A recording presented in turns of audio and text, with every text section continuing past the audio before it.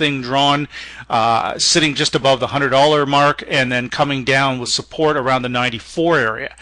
Now, again, we've closed last year at around 90. We were about $92 a barrel.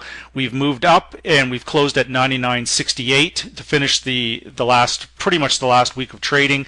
But again, we've moved up $7 or $8 a barrel on crude oil, in my opinion, for no reason other than the holiday driving season, because there was certainly nothing warranting the move up higher, and it did it in the final week under very limited low volume trading conditions. So my bias for 2012 would be demand for oil will be down.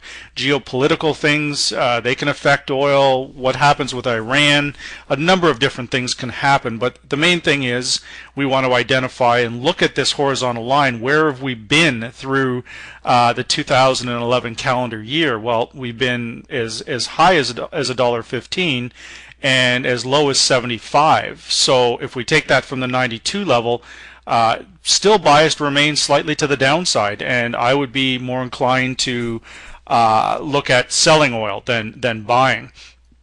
Gold is finishing the year actually quite bullish. You can see that last year we closed out around the 1400 mark. We're closing out here around 1604, but you can see this trend line resistance that I've drawn on here, and it's proving to be rather tough coming off that 19 level, touching in. We've banged up against the 1800. That area is now coming up around 1750. In order for gold to really get going in 2012, my respectful opinion is that it will have to break that 1750 mark, and I don't think that that's going to be an easy task. Looking at the kind of year that the US dollar had last year suggests that the dollar may be up for a little bit of a rebound in 2012, and that certainly does not bode well for gold contracts, to say the least.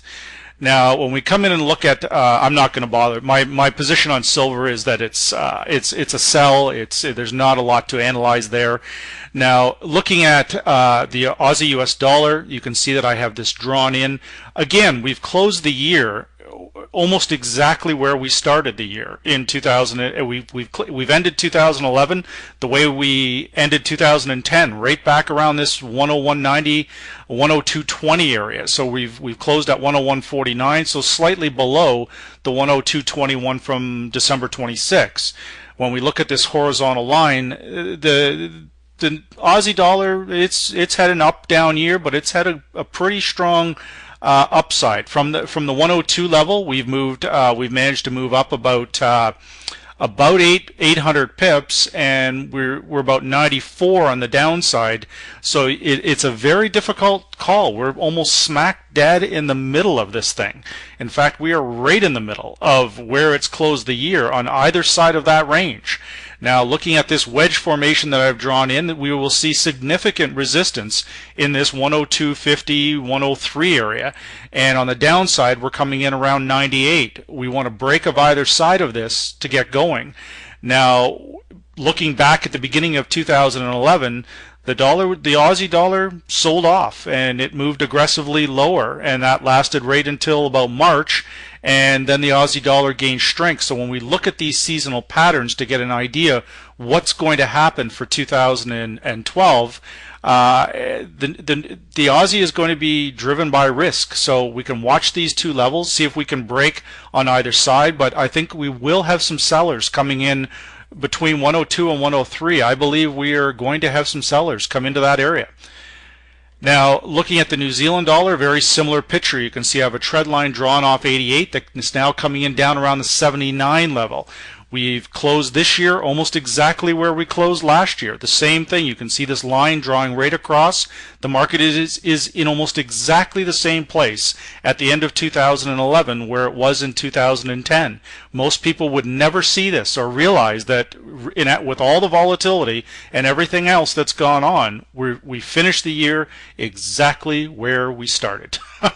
And that can be a good or bad thing about currency trading, but the stability, when we talk about safe haven currencies, safe haven products, this is why gold is not, in my opinion, a safe haven, but the US dollar, in my opinion, is.